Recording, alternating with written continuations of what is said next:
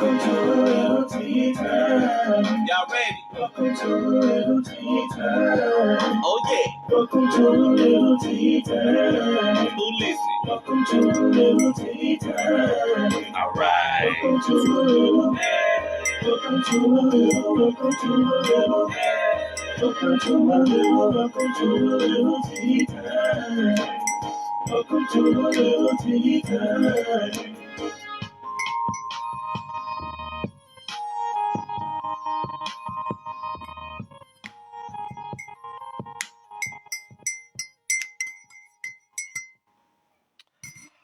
All right, world. It is Wednesday, and I want to first thank y'all for tuning into a little tea time with me, Jarek, aka Jarius D, your favorite published author and host of A Little Tea Time. Um, so today is going to be a really good show. If y'all like this filter that I'm using right now, comment on this filter because I'm feeling this filter right now. And because I do a little tea time here at the house, let me sip on this real quick. I want to give a plug to I'm probably finna mess this up, but Genoma, uh, Genostemma, Genostemma, Genostemma tea. I want to shout out Genostemma tea. Genostemma tea is some tea that I have been drinking. I probably want to say for probably about 2 months. I got a shout out to Britt Pope. Britt Pope, she sent me this in the mail about maybe back in September. So Britt Pope, I'm still drinking on Genostemma tea. And this is really good, y'all. Very good. 100% natural herb. No caffeine. Just really good tea. And I've been drinking on this for a lot. Because it's just one tea bag per for when I do my show. So I'm gonna be holding on to this for a little while. So thank y'all so much for tuning in to a little tea time. Today's show is very, very special to me because I am going to be interviewing um a phenomenal lady, a phenomenal woman who is doing a very great job in the area of mental health. And she is one of the I want to say one of the founders of Raise Your Voice. Her name is Jidedjra Williams. Um, I think we're gonna see if we can get her on if she's ready. I see that she's watching and she says, "I love the sparkles. Thank you so much." And if you're ready, I'm gonna see if we can get you in and we can talk a little bit more about what you do at Raise Your Voice. So Jidedjra, when you're ready, we're gonna get you on. We're gonna see if we can get you, and we're gonna talk a little bit more about Raise Your Voice.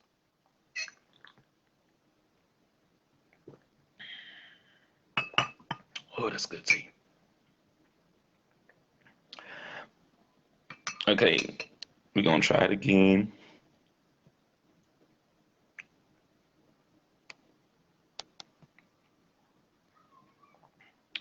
Okay.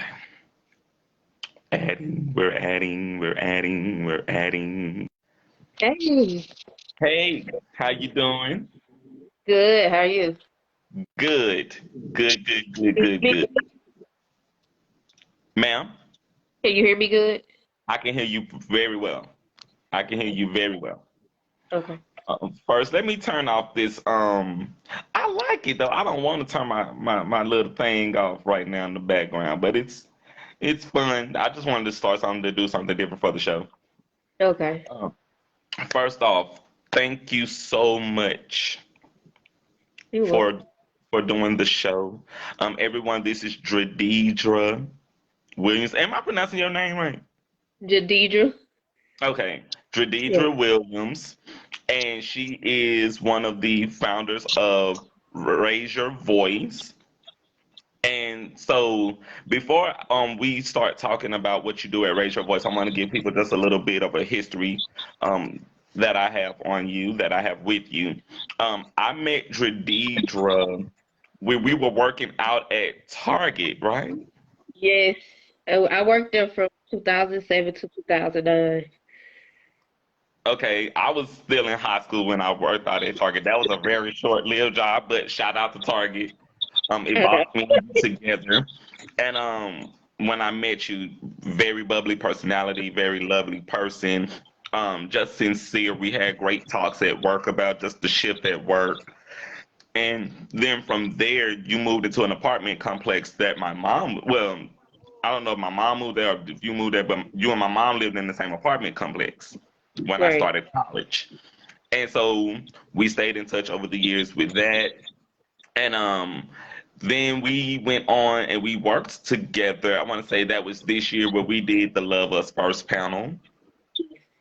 You were my co-host for the Love Us First panel, and I want to thank you again for even doing the Love Us First event that we did. We had a great time with that. You as well. Yes, yes, we had a really great time with that. So, I wanted to get you on so we can talk about what it is that you do with Raise Your Voice.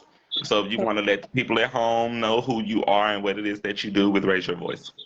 Okay. Hi, everybody. I'm Jidedjra Williams. I have survived domestic violence and sexual abuse. I'm the founder of Raise Your Voice. My purpose is to encourage, empower, educate, and bring awareness to domestic violence and sexual assault through prevention. I help mold victims into victors, give voice to the voiceless, aid in their healing, and provide them with the necessary tools to thrive and survive life. I was once silent about the abuse I endured. Now I raise my voice, and I hope to raise your voice too. The different things we're doing in the community is, like I said, bringing awareness to domestic violence. We also sell merchandise to help us with our efforts to help support victims of abuse. We are also hosting a holiday drive this season for a family of four. It's a mother, a daughter, and her two sons. You can find more information about that on Raise Your Voice with Jadidra Janae on Facebook or on Instagram. You can find more information about the holiday drive as well as the merchandise we're selling to help this family and help other survivors of abuse. That is fantastic. Um, So when I found out about what you were doing, I wanted to definitely get you on the show. It was very important to me because mental health is something that we have to continue to discuss in the African American community. So, what got you into doing this area? I know that you were saying you were a survivor of domestic abuse. I'm a survivor of domestic abuse and sexual violence. It was the sexual abuse that created Raise Your Voice. So in 2015, I was watching the news, and a guy that I knew from my childhood was on the news for one count of molestation and no, two counts of molestation and one forcible rape. Well, that same person had two violated me at a younger age, and I never told anybody about it until 14 years later. Here we are in 2015, me having to relive it, me having to like face it that this happened to me too. So I, if it wasn't for those girls who came forward and said that he did this to them, I wouldn't be where I'm at now. If it wasn't for the people, even though it took me 14 years to come forward, when I decided that I wanted to speak up about it, they believed me. I was able to testify against him. He's doing 57 years in jail, two Mm, counts of molestation with no possibility of parole and hard labor. He will not be getting out. He also has cancer now. Well, he has mm. been having cancer for a while now, but um, that situation is what birthed Raise Your Voice in 2016. That is what made me know then that that was my calling, that was my walk of life, because I can imagine how many other people are silent about the abuse that they went through and who may just feel shame, may feel guilty. I know I had anxiety when it first happened. I cried all night. I blamed myself for it happening to those other girls, even though I know deep down now that, it's not my fault. It was Right. it was he chose to do that. It was all about power and control with him.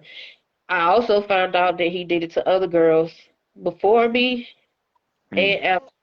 And so after he was got caught. I'm glad that I was able to help put him away and that he can't help other people. So my mission and my goal is to help put others away and help give voice to the people who are silent about what they've been through. And then it encouraged me to speak out about my childhood and domestic violence and just everything I've been through.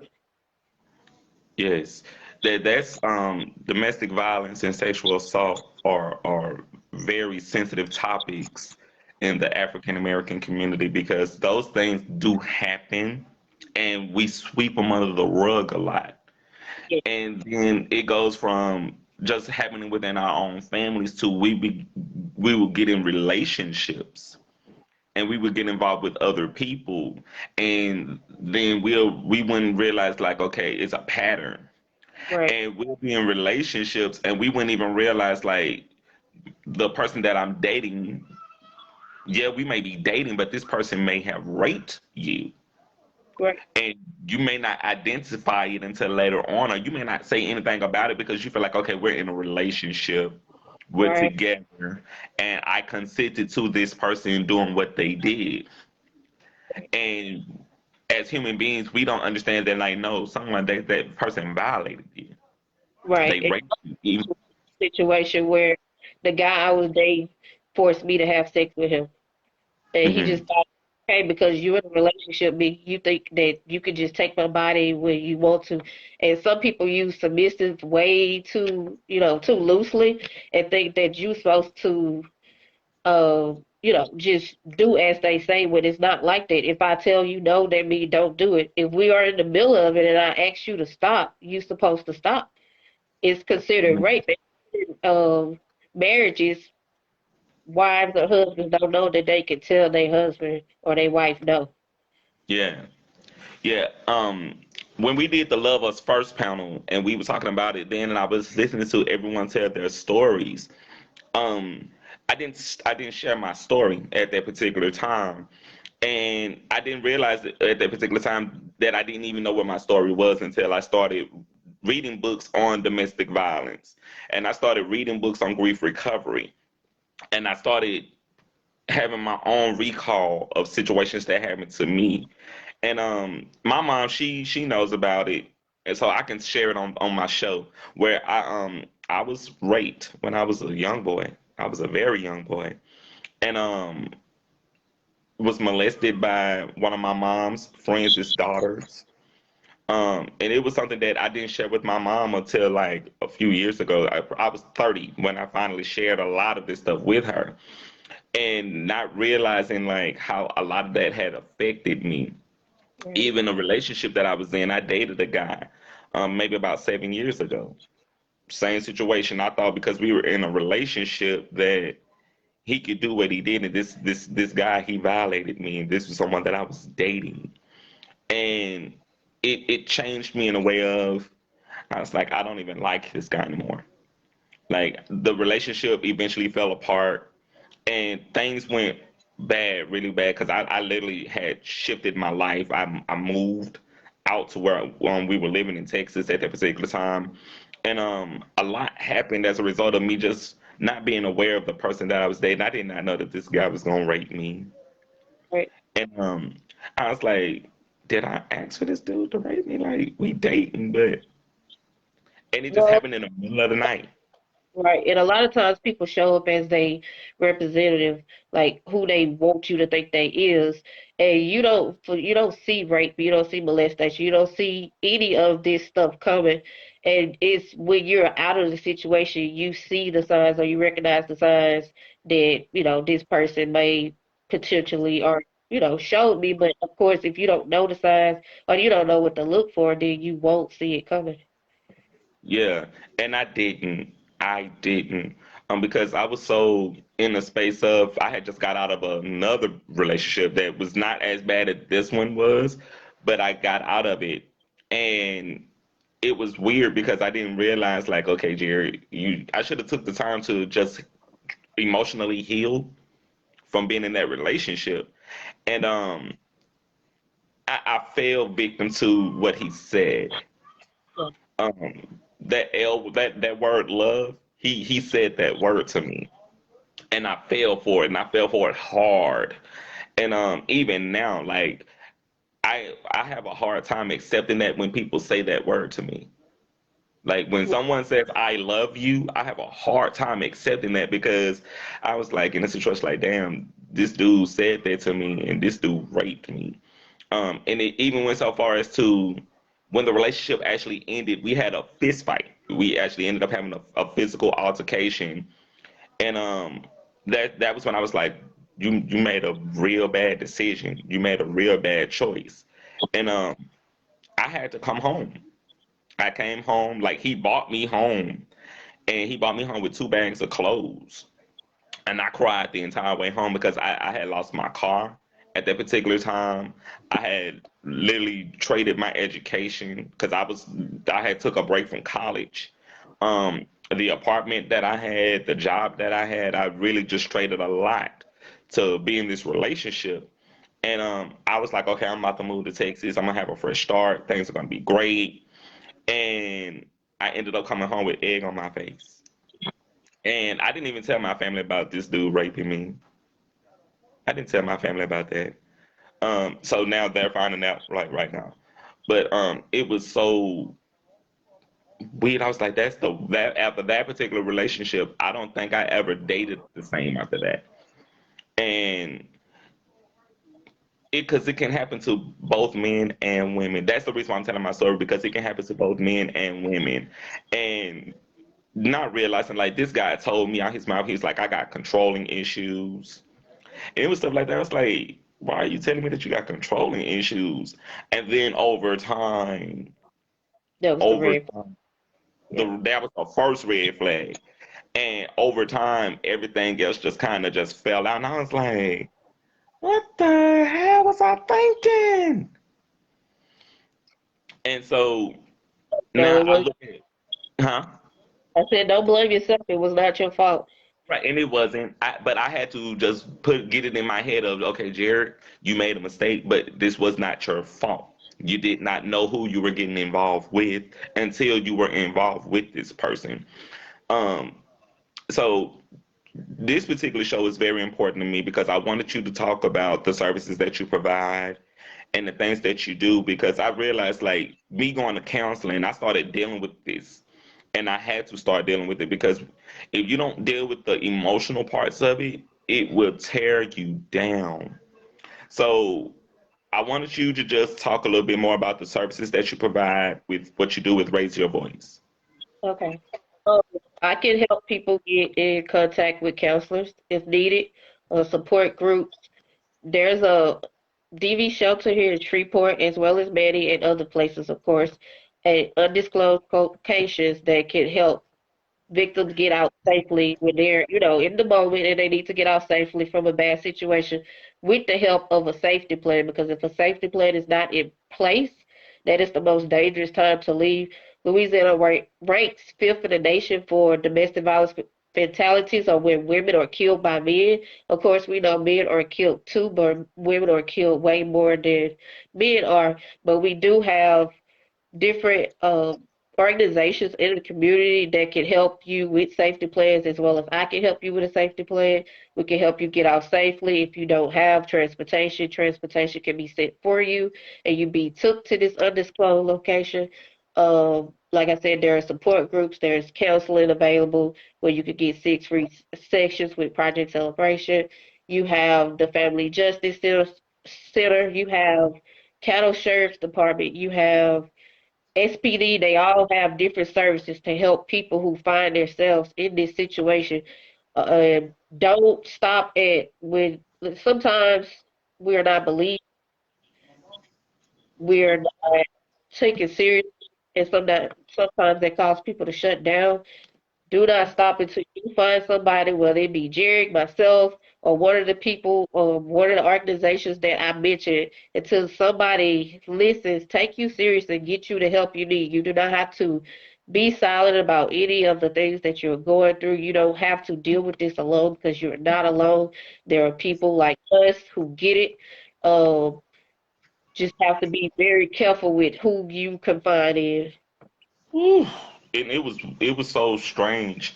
Like just going back to that particular situation, like this guy would show up at my house just out of the blue. Just he would just show up, and they would be like 6 o'clock in the morning, and I'm like, "What are you doing?" Like, and he would come in, he would be like, "Is there somebody here?" And I'd be like, "Ain't nobody here." But I didn't realize what was going on until after everything had. I was like, "Oh, this dude was on some different stuff that I ain't even realized." Right. And one of my friends, Toya, she is the founder of um I don't want to mess it up, but I'm not gonna say. But well, we I just interviewed her on my show a couple of days ago, and I was telling her that I wanted to see about linking you and her up because she's in the processing of coming back to Shreveport, and she runs and her nonprofit is um daring to be different, and she's going to be one to partner up with different organizations because she's a single mother who is doing what she's doing, where she's trying to find what different resources of how can she move forward with just finding resources to help people who need those resources in the case that they've been raped and they've been molested or they've been through sexual assault and physical assault as well. So I wanted to know if I could link you and her up, Yes, that's fine. and what I would do is I would send you her her information from Facebook, and I will definitely let her know that I'm going to be linking y'all up because I want to see what the resources that you have and the resources that she have, how y'all can bring those together and how we can do something bigger for the city. Okay. And um, this was a very important show to me. This is a very important show to me because being a person that has come out of that and who has lived to tell the story, there are people who don't live to tell the story. Right. And with what you're doing, this touched me so much. And I didn't realize it when we did the Lovers First panel. I was sitting back at the Lovers First panel and I was smiling and I was in the moment. And it wasn't until I sat down and I was reading these books on this stuff and I started doing the homework where I was like, wait, that, that happened to me. Right. And a lot of people, when it comes to domestic violence, especially, they think it's just physical, and it's not. It's financial, it's emotional, it's mental, it's spiritually, it's sexually, it's all these different forms that sometimes if somebody not physically hitting you or putting their hands on you, you're not gonna think that in a domestic violence situation. And of course, there's no laws against the other forms of abuse, but of course physical. But there is help for if you are in emotional, in a spiritual, financial, mental situation. You can get counseling, you can get help for that. So don't feel like you can't get help for that. Knowing the signs and knowing the different forms of abuse can help a whole lot. Okay, can I ask you a question? Because you said that there are signs. What would be, if you can run down some of those signs for people at home who don't necessarily know what that looks like, who don't know what that sound like? Okay, so for one, you know how it ain't just girls and it ain't just women. It happens to boys and men too. But if somebody always want to know where you are, telling you you need to be home by a certain time, putting you down, calling you out your name, forcing you to have sex, forcing you to have sex with other people, or forcing you to watch them have sex with other people. Um, let's see, taking your money, telling you what you can and cannot do, telling you what you can and cannot wear, telling you can't have friends, telling you need to be in by 8 o'clock. If you don't, this gonna happen. It's uh using the kids against you is a huge one. Like they Hmm. were kids, just a bunch. It's so many more. I post all those type of things on my page as well because the signs are, very important to know. We know what a healthy relationship look like, or we know what we want our relationship to be like, but we don't always know that. Hey, I'm in a unhealthy relationship, and sometimes just because the relationship is unhealthy doesn't necessarily mean that it's abusive. It's just, have some unhealthy things about it. And communication, things like communication being equal and stuff like that. Yes, and if you can send me some of those, I'll post them to my Facebook too, and I'll post them to my Instagram too, because we as a community of people, we have to be able to talk about this stuff, and it's one of those things where if we don't talk about it, it will continue to go on, Right. and it would become normalized that our children would see it going on, and they would think, okay, well, my mom allowed it to happen, or my dad allowed it to happen, so it's okay. And That's that's the yeah, thing. It's often swept under the rug and it's not talked about. It wasn't talked about in my house. I witnessed domestic violence in my house. And of course, I said it wouldn't be me, but I grew up and it became me. Well, as far as my other siblings, they grew up and it didn't become them because that was their warning, or it affects everybody differently. So you have to be careful what you let your kids, see and hear and all that, because chances are they could either grow up and become the abuser or become a victim. yes, yes. And I didn't realize, like, because we normalize that so much in our households in the African American family. I didn't realize, like, that's a pattern that we have to address. And not only that, when it happens, kids don't know how to go to their mom and say, well, look, this person did this to me. Right. And then you have in your head, you don't know if you do go to your parent and you do tell them, because like the way I was set up, I was scared to go to my mom because the way my mom raised us, I didn't know how to go to her and tell her, look, your friend's daughter, she made me touch her.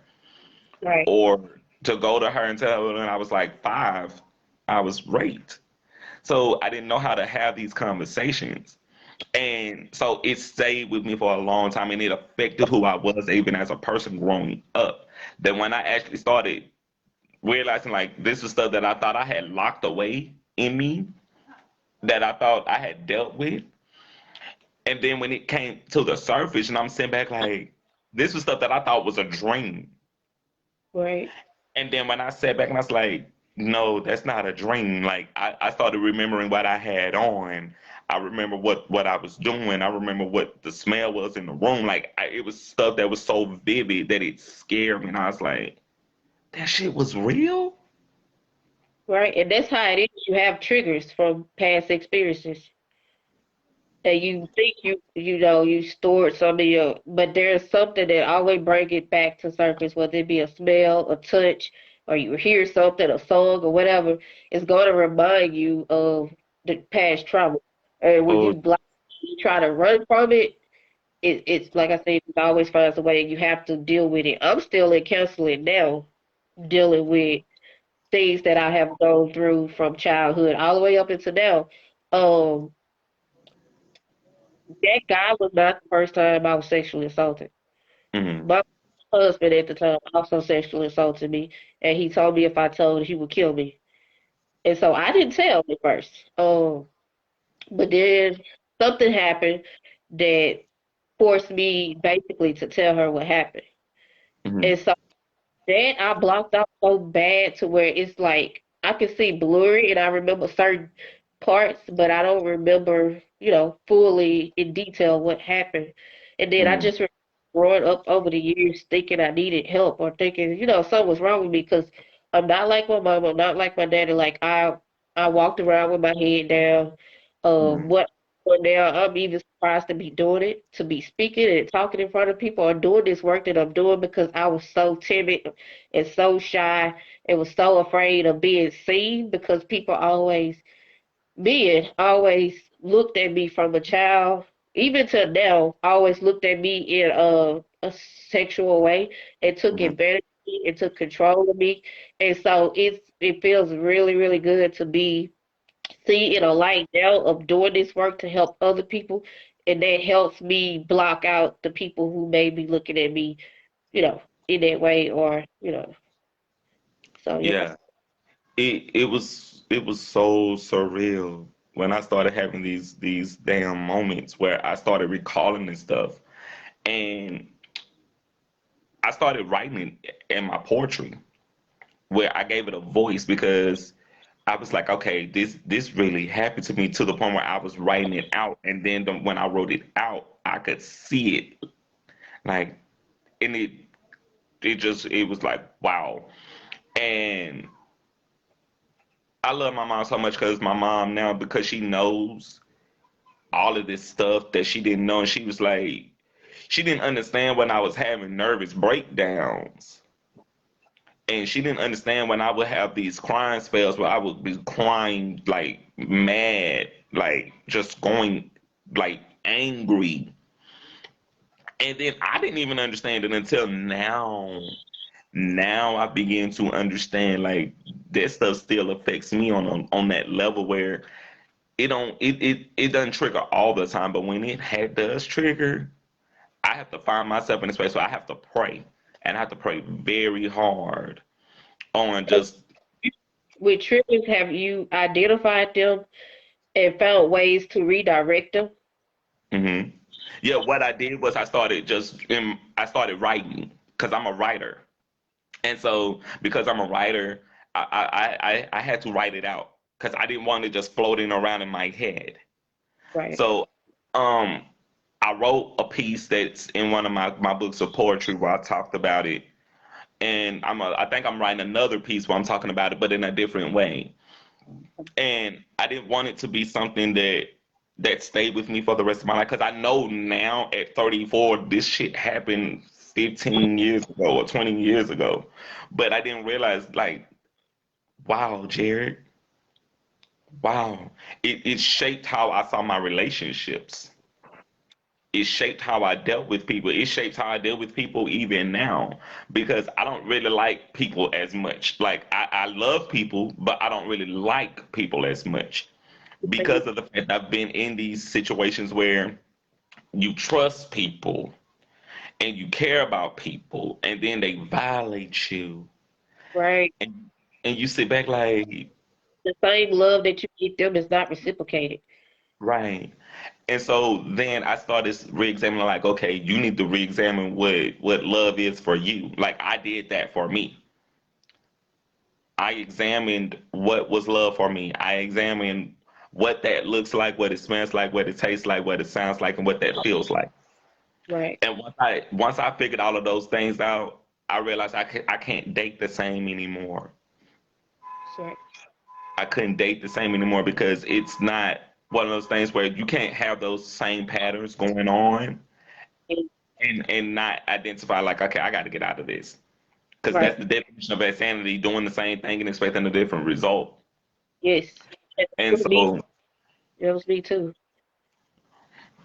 now at 34, it's like I see relationships very different. And I look at relationships through my friends' eyes, and some of my friends are married, so I even look at through their relationships through their marriages, and it makes me just look at, okay, if I get married, this is a situation that I might have to encounter. What would I do in that particular situation? So shout out to all my friends because I want my friends to know something that like I'm one of those friends that I don't necessarily want to hear about what's going on in their relationships because I don't want to put my 10 cent in. But because I love my friends so much, they do tell me about what's going on in their relationships. And I listen and I try to be supportive. But I'm also in a space where because I love them so much, then I grow to love the person that they're with. Right. And because whoever they're with, I have to love them all the same. So hypothetical situation, if one of my sisters called me and she been dating this dude for 10 years and our entire family loves this dude, and my sister says I'm done with this dude, or if one of my brothers say that same thing, if they say they done, I'm done. And I have to be that way for me personally because I don't want to have this baggage of, well, why you still friends with them, or why you still talk to them, or why you hang out with them. And my brothers or my sisters, they'll be looking at me like, I don't deal with them. I don't deal with them. Or the same thing with my friends. I want to support whatever their situations is within their relationships or within their marriages, but because I'm not married, I can't tell someone what to do in a marriage because I'm not married, and I don't want to be that friend that's in the middle of what's going on in their marriage or what's going on in the middle of their relationships because I'm the friend. If you call me and you say, "Well, look, I need your advice." If you call me, you ask me for my advice, I'm going to give you my advice. But at the same time of me giving you my advice, I want them to understand, like, look, I'm not in the middle of this. You called me for my advice, I'm giving you my advice, and if you do not like it, you should not call me and ask me for it. But with what we're talking about today, this is the stuff that we don't talk about in relationships. We don't Right. talk about this type of stuff even in marriages because this stuff does happen where we'll see it going on or we'll hear it going on, but we'll never put a voice to it. We'll never sit down and have a discussion about it because we don't want to hurt the people involved. But in us not hurting the people involved, we hurt ourselves more. Right. And I have found that sometimes talking about what happened to you, sometimes it have people have said, "Oh, I'll never do you like that," but then they end up doing you worse than what you already been through. Or sometimes you may meet somebody who understand what you've been through and make sure, not necessarily make sure, but know for sure they won't put you through that because that's not in their character to do that to you. But like you said, it's really hard to weave out who will and who won't, and it make Right. you very conscious of. And it's not that you think that everybody's the same. It's just that you have to protect you at all costs and make sure that you don't find yourself in this situation again. That's it. That's it. And that's so important. Like, that's so important. And like now, because I'm in a space where I want to date again. I know that the people I've dated in my past and I care about them a lot and I'm still friends with some of those people, but I won't date them the same because I understand things in a different way now. And when you start to understand this ain't healthy, this ain't right, it will become a thing of how do you heal? What do you do to heal? How do you go on to mend it? And so now the person that I am now is like, I'm real particular. Like I'm very particular, like about who I let into my life. Like I don't have everybody at my house because I don't like everybody at my house anyway because of the things that I've been through. Um, and I'm very particular about places that I go. I'm very conscious of just the people that I deal with because when we go through things like this, we don't necessarily know how these things would affect us down the line, and not only how it affects us down the line, but how it affects our children, how it Right. affects the relationships as we have, not just with the people that we date, but with our families, with our friends. So this show was so important to me. Um, how can people find you if they are looking for those resources? Where can they find you and how can they reach you? Okay. Y'all can find me on Facebook at Raise Your Voice with JJ, which is Raise Your Voice with Jadidra Janae. On Instagram at Raise Your Voice underscore Jadidra Janae. You can reach me by email at RAISEYOURVOICEEE